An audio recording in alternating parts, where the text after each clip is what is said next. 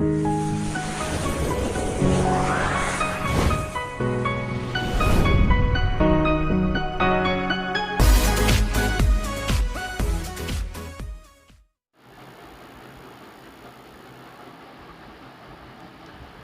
Friends, welcome to Shastri Academy Lucknow.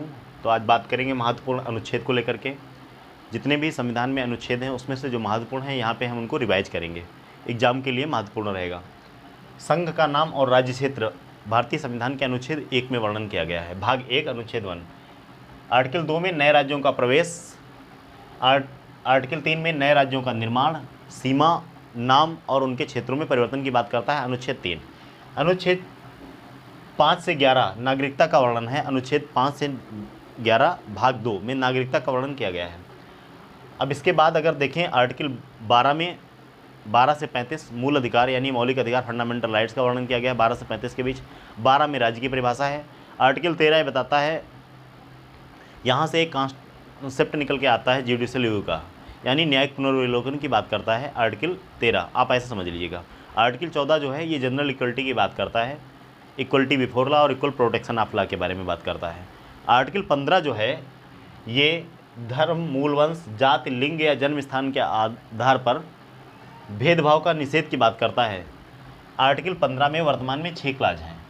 अगर आप detail जानना चाहते हैं तो हमारे डिटेल लेक्चर को देख सकते हैं। धर्म, मूल वंश, जाति, लिंग या जन्म स्थान के आधार पर भेदभाव के निषेध की बात करता है आर्टिकल 15। आर्टिकल 16 जो है लोक नियोजन के विषय में अवसर की समता की बात करता है। आर्टिकल 17 इरेडिकेशन ऑफ अनटचेबिलिटी यानी अस्पृश्यता के अंत की बात करता है।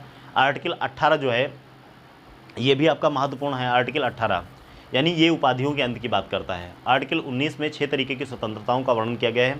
आर्टिकल 19 में ही 19 के क्लास 1A में freedom of speech and expression में प्रेस की स्वतंत्रता भी वर्णित है, ध्यान रखिएगा, कई बार क्वेश्चन पूछा गया है। आर्टिकल 20 अपराधों के लिए दोष सिद्धि के संबंध में संरक्षण की बात करता है। 21 आर्टिकल जो है 21 बहुत ज़रूरी है, प्राण एवं दैहिक स्वतंत्रता की बात करता है। No person shall be deprived of his life and personal liberty except according to procedure established by law, यानी किसी भी व्यक्ति को उसके प्राण एवं दैहिक अधिकार से, प्राण एवं दैहिक स्वतंत्रता से तभी वंचित किया जाएगा जब उसके लिए कोई प्रॉपर कानून बनाया जाएगा, ऐसे नहीं किया जा सकता। ध्यान रखिएगा। आर्टिकल 22 कुछ दशाओं में गिरफ्तारी और निरोध से संरक्षण की बात करता है। 23 इंपॉर्टेंट है, मानव के दुर्व्यापार और बाल श्रम के निषेध की बात करता है। 24 बता दिया, 23 हो गया, 22 हो गया, ये सारे आर्टिकल आपको कंठस्थ करने हैं। 25 ध्यान रखिएगा, right to profess, practice and propagate यानी अंतःकरण, आचरण और प्रचार की स्वतंत्रता आर्टिकल 25 के अंदर दी गई है, ध्यान रखिएगा।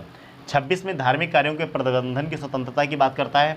27 नो रिलीजियस टैक्स यानी किसी भी प्रकार का धार्मिक कर जो है नहीं लगाया जाएगा राज्य के द्वारा, ध्यान रखिए। नो रिलीजियस एजुकेशन की बात करता है article 28 no religious education. 27 no religious tax.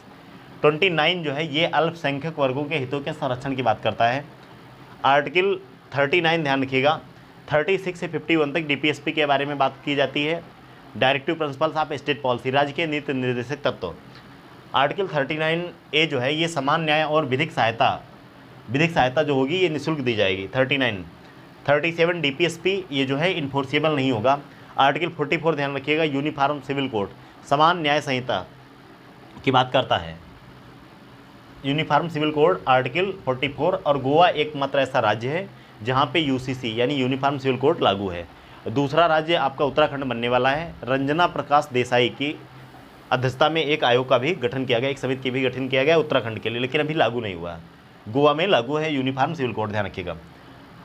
Article 45 जो है निःशुल्क और अनिवार्य शिक्षा की बात करता है। आर्टिकल 48 जो है ये कृषि और पशुपालन के संगठन की बात करता है। आर्टिकल 48 इंपॉर्टेंट है, पर्यावरण के संरक्षण और संवर्धन की बात करता है तथा इसके साथ साथ वन्य जीवों की रक्षा की भी बात करता है। Article 48A most important. Article 51A ध्यान रखिएगा, मूल कर्तव्य के बारे में बात करता है। मूल कर्तव्य जो है ये संविधान में सरदार स्वर्ण सिंह समिति की सिफारिश पर जोड़े गए थे। वर्तमान में 11 मूल कर्तव्य हैं। आर्टिकल 52 कहता है भारत का एक राष्ट्रपति होगा। 53 में बात करता है संघ की कार्यपालिका शक्ति जो है ये राष्ट्रपति में निहित होगी। 54 में राष्ट्रपति के निर्वाचन के बारे में बात की जाती है। 55 जो है निर्वाचन की रीति के बारे में बात करता है कि राष्ट्रपति जो है उसका निर्वाचन किस प्रकार किया जाएगा। 56 जो है राष्ट्रपति के पदावधि की बात करता है, टर्म की बात करता है। 57 जो है पुनर्निर्वाचन के लिए पात्रता, यानी राष्ट्रपति को अगर दोबारा निर्वाचित किया जाना है तो उसके लिए क्या क्या योग्यताएं होगी। 58 जो है राष्ट्रपति के बारे में क्वालिफिकेशंस की बात करता है, अर्हताओं के बारे में बात करता है। 59 जो है राष्ट्रपति पद के लिए शर्तें क्या क्या होंगी उसके बारे में बात करता है। आर्टिकल 60 शपथ और प्रतिज्ञान, ओथ और अफर्मेशन की बात करता है, यानी कि भारतीय संविधान के अनुच्छेद 60 के तहत राष्ट्रपति शपथ लेता है। प्रोटेक्ट, प्रिजर्व एंड डिफेंड, 3 चीज़ों की शपथ लगता है, संविधान और विधि की, ध्यान रखिएगा। आर्टिकल 61 में जो है राष्ट्रपति के महाभियोग के बारे में बात की गई है। तो आर्टिकल 62 में कहा, 61 में जो है राष्ट्रपति के महाभियोग की बात की गई है। तो 52 से लगा करके 61 तक सारे आर्टिकल आप लोग कंठस्थ कर लीजिए, कई बार एग्जाम में क्वेश्चन बनते हैं। अब इसके बारे में, इसके बाद आता है उपराष्ट्रपति। उपराष्ट्रपति 63 में बताया गया है कि भारत का एक उपराष्ट्रपति होगा। 64 में कहा गया है उपराष्ट्रपति राज्यसभा का पदेन सभापति होगा। उसके बाद 66 अगर आर्टिकल देखें तो वाइस प्रेसिडेंट यानी उपराष्ट्रपति के निर्वाचन के बारे में अनुच्छेद 66 बात करता है। 67 जो है उपराष्ट्रपति के पदावत की बात करता है। 69 में उपराष्ट्रपति शपथ लेगा और आर्टिकल 60 के तहत राष्ट्रपति शपथ लेगा, ध्यान रखिएगा। 70 में राष्ट्रपति के कर्तव्यों के निर्वहन की बात की जाएगी।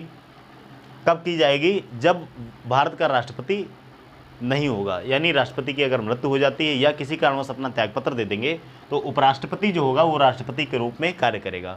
और जब उपराष्ट्रपति राष्ट्रपति के रूप में कार्य करेगा तो राष्ट्रपति की सारी पावर उपराष्ट्रपति के पास आ जाएगी, ध्यान रखिएगा। 72 इंपॉर्टेंट है, पार्डनिंग पावर ऑफ प्रेसिडेंट, राष्ट्रपति की क्षमादान शक्ति है। 73 है संघ की कार्यपालिका शक्ति का विस्तार, 73 के अंदर है। 74 राष्ट्रपति को सलाह देने के लिए एक मंत्रिपरिषद होगी जिसका हेड कौन होगा? प्रधानमंत्री होगा, इंपॉर्टेंट है, ध्यान रखिएगा। 74 76 भारत के महान्यायवादी यानी अटॉर्नी जनरल ऑफ इंडिया की बात करता है, आर्टिकल 76। 78 ध्यान रखिएगा, प्रधानमंत्री की ड्यूटी यानी प्रधानमंत्री के कर्तव्य कहाँ पे दिए गए हैं? 78 के अंदर दिए गए हैं। 79 में संसद का वर्णन किया गया है। संसद के अंदर राष्ट्रपति, राज्यसभा और लोकसभा तीनों संसद के ही अंग होते हैं। राज्यसभा का वर्णन 80 में है, 81 में लोकसभा है। तो ध्यान रखिए 79 में संसद, 80 में राज्यसभा, 81 में लोकसभा।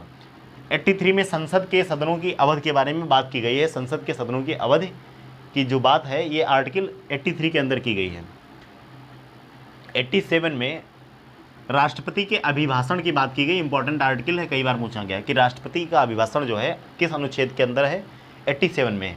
89 में राज्यसभा के सभापति और उपसभापति का वर्णन किया गया है, 89। लोकसभा के अध्यक्ष और उपाध्यक्ष का वर्णन 93 में। 97 के अंतर्गत सभापति यानी राज्यसभा के सभापति, उपसभापति, लोकसभा के अध्यक्ष और उपाध्यक्ष, इनके वेतन और भत्ते जो हैं ये अनुच्छेद 97 के थ्रू इनका वर्णन किया गया है। 105 बहुत जरूरी ध्यान रखिएगा, संसद के सदस्यों के जो प्राइविलेज हैं यानी विशेषाधिकार हैं इनका वर्णन आर्टिकल 105 के अंतर्गत है। संसद के सदनों की शक्तियां हैं, सदस्यों के विशेषाधिकार, ये सारे 105 के अंतर्गत इसका वर्णन किया गया है, ध्यान रखिएगा।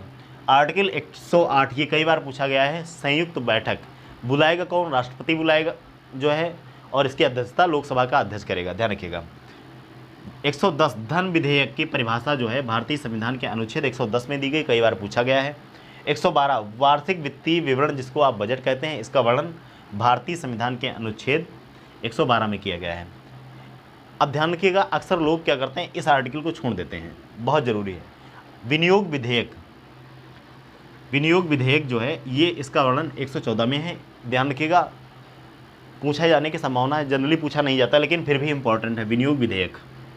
123 राष्ट्रपति का अध्यादेश, ordinance power of president, article 123 123 के अंदर इसका वर्णन है। जब राष्ट्रपति का अध्यादेश 123 में है तो राज्यपाल का अध्यादेश किस में होगा? 213 में राज्यपाल के अध्यादेश के बारे में बात की जाती है। हालांकि इसके बाद हम जो वीडियो लाएंगे वहाँ पे डिस्कस करेंगे इसको। 124 में सुप्रीम कोर्ट की स्थापना और गठन के बारे में बात की गई है, यानी भारत का जो सर्वोच्च न्यायालय है सुप्रीम कोर्ट का गठन अनुच्छेद 124 के अंतर्गत किया जाएगा। 125 में बताया गया है जो सुप्रीम कोर्ट के जजेज होंगे उनके वेतन के बारे में 125 आर्टिकल के अंतर्गत इसमें बताया गया है। 129 में बताया गया सुप्रीम कोर्ट एक अभिलेख न्यायालय होगा, सुप्रीम कोर्ट एक अभिलेख न्यायालय, ये आर्टिकल 129 के अंतर्गत बात की गई इसके बारे में। और आज का लास्ट आर्टिकल है, ध्यान रखिएगा, यहाँ से क्वेश्चन पूछा जाता है, इंपॉर्टेंट है, ध्यान रखिएगा। आर्टिकल 136 यानी स्पेशल लीव पिटीशन की बात करता है। आर्टिकल 136। नेक्स्ट पार्ट में हम इससे आगे के अनुच्छेद के बारे में बात करेंगे। इस वीडियो को ज़्यादा से ज़्यादा देखिएगा, शेयर भी करिएगा, इंपॉर्टेंट है। यहाँ से कई सारे क्वेश्चन आपको एग्जाम में डायरेक्टली मिलेंगे।